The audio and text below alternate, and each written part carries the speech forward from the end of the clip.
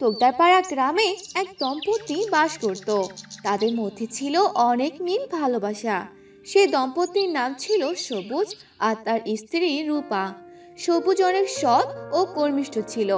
তার অভাবের সংসার হলেও সুখের কোনো কমতি ছিল না।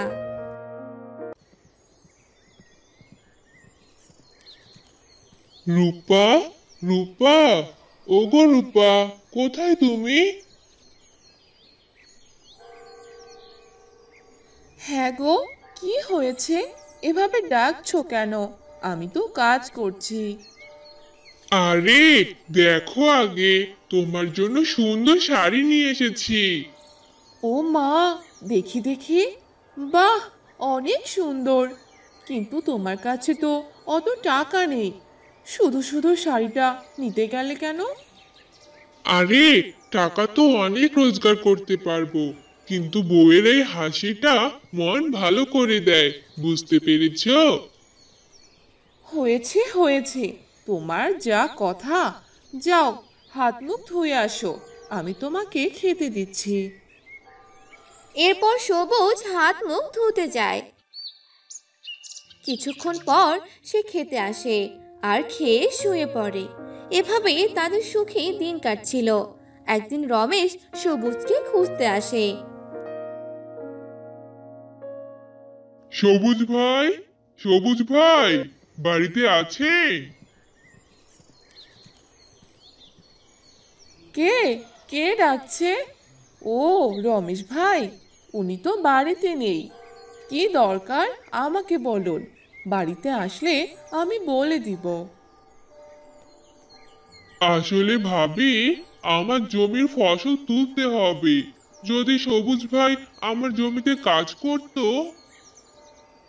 হ্যাঁ হ্যাঁ, সমস্যা নেই, ও আসলে আমি বলবো এখন। আচ্ছা ঠিক আছে ভাবি, কাল কাজে যেতে বলিয়ে। এ কথা বলে রমেশ চলে যায়। অন্যদিকে সবুজ বাসায় ফিরছিল। হঠাৎ সে দেখে এক বৃদ্ধা ফলের ঝুড়ি মাথায় নিয়ে ফিরছে। ইস, এই বয়সে আর কত কাজ করব? ফলে ঝুড়ি নিয়ে যে হাঁটতেই পারছি না। পোড়া কপাল আমার। কি ব্যাপার দাদিমা, কোথায় গিয়েছিলে গো? আর এত ভারী ফলের ঝুড়ি নিতে তোমার কষ্ট হচ্ছে বুঝি? তার বলতে, এই বয়সে আর কি করব? ছেলে তো ভাত কাপড় দেয় না, তাই নিজেই কাজ করে খাই। চলতে না পারলেও কষ্ট করে চলতে হয়। ইস, তোমার কত কষ্ট গো। দাও, ফলের ঝুড়িটা আমাকে দাও, আমি এগিয়ে দিয়ে আসি। এরপর সবুজ বৃদ্ধাকে তার বাড়ি অবধি পৌঁছে দিয়ে আসে। সবুজ অনেক ভালো মনের মানুষ, সবার আপদে বিপদে পাশে থাকতো। এরপর সবুজ তার বাড়িতে চলে যায়। কি গো, আজ তোমার ফিরতে এত দেরি হলো কেন? আর বলিও না, আমাদের গ্রামে দাদিমা বড্ড অসহায়, অনেক কষ্ট করে নিজের পেট চালায়। আমারও তো সামর্থ্য নেই যে দাদিমার ভরণ পোষণের দায়িত্ব নিব। দাদিমাকে তার বাড়িতে এগিয়ে দিয়ে আসলাম, তাই দেরি হলো গো। তা বেশ করেছো, রমেশ ভাই এসেছিল, কাল কাজে ডেকেছে। ভালোই হলো, একটা কাজ পেয়েছো। হ্যাঁ গো, কাজ না পেলে যে সংসারে বড্ড টানাটানি। এভাবে তাদের সুখ দুঃখে সংসার চলছিল। পরের দিন সবুজ কাজ শেষ করে জঙ্গলের পথ দিয়ে বাড়ি আসছিল। হঠাৎ সে দেখতে পেল একটি পাথরে মূর্তি দাঁড়িয়ে আছে। আর সে ভালো করে দেখলো যে অর্ধেক মানুষ আর অর্ধেক শরীর পাথর হয়ে আছে। এরপর সবুজ সে অর্ধেক মানুষ আর অর্ধেক পাথরের মেয়েটির দিকে এগোয়। সে কি মেয়ে, তুমি এই জঙ্গলে কি করছো? আর তোমার শরীর অর্ধেক পাথর হয়ে আছে কেন? সে আর বলিও না, আমি একদিন এই গ্রামে ঘুরতে আসি। ঘুরতে ঘুরতে এই জঙ্গলে চলে আসি। এক সাধু বাবা ধ্যান করছিল, আর সামনে ছিল অনেক ফল। আমি খুবই ক্ষুধার্ত ছিলাম, তাই সেখান থেকে চুপি চুপি একটা ফল নিয়ে খাই।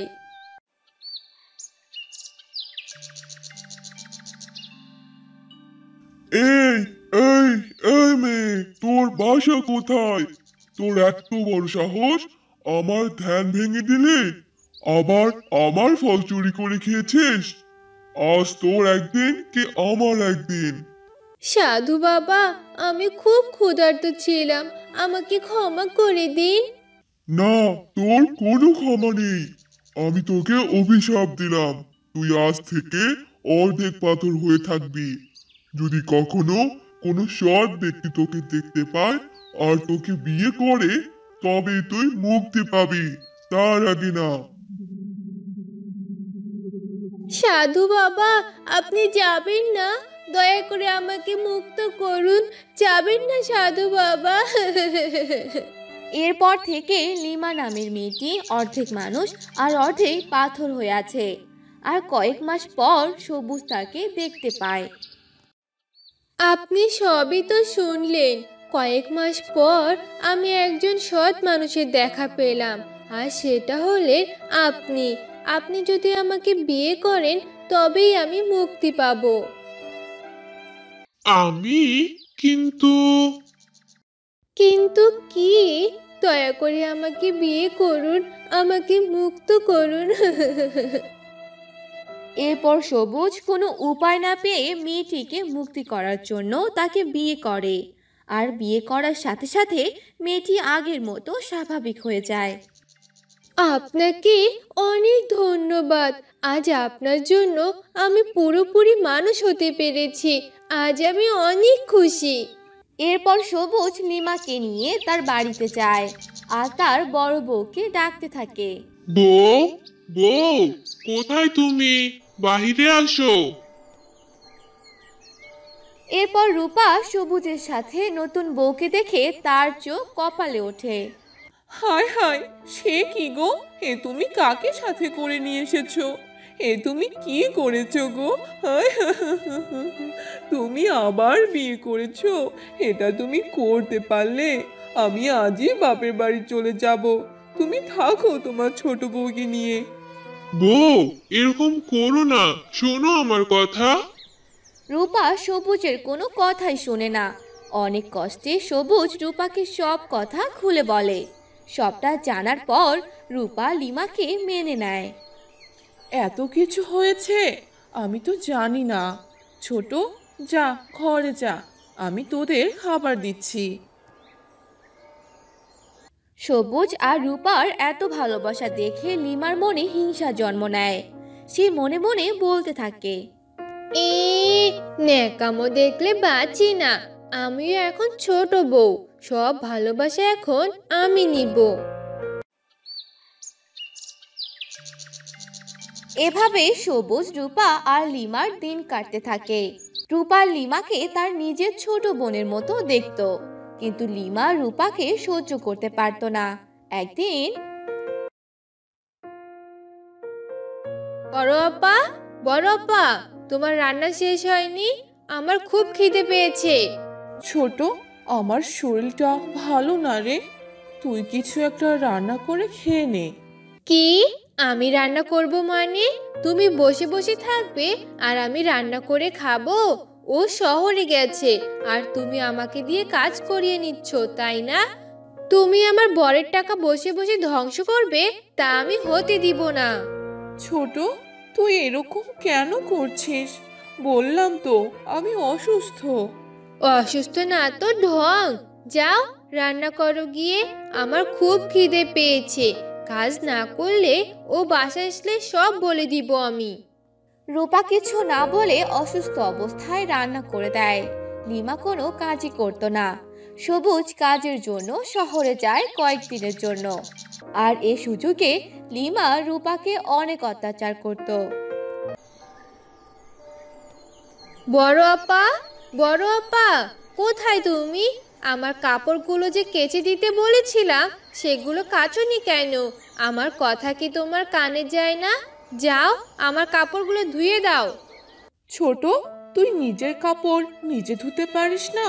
আমি সারাদিন কাজ করি, কয়েকদিন থেকে আমি অসুস্থ, এখন কিছু করতে পারবো না।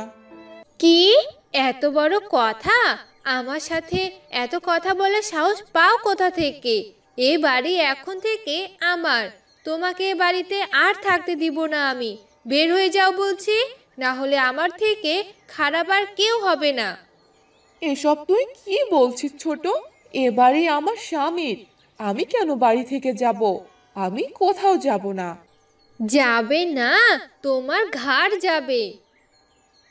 এ কথা বলে লিমা রূপাকে টানতে টানতে বাড়ি থেকে বের করে দেয় আর রূপা কাঁদতে কাঁদতে চলে যায়। ওগো, তুমি কোথায়? তুমি বাসায় কাকে এনেছো? এই মেয়ে যে আমাকে বাসা থেকে বের করে দিয়েছে।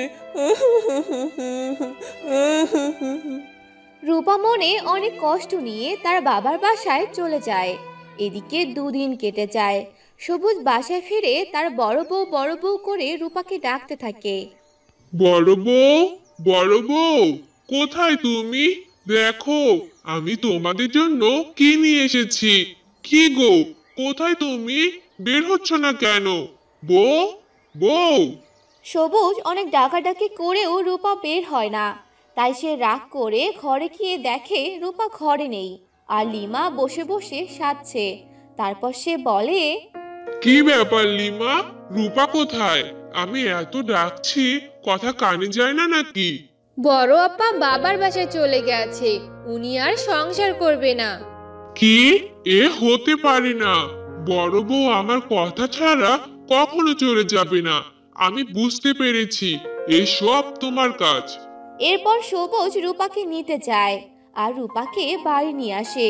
রূপা সব কথা সবুজকে খুলে বলে।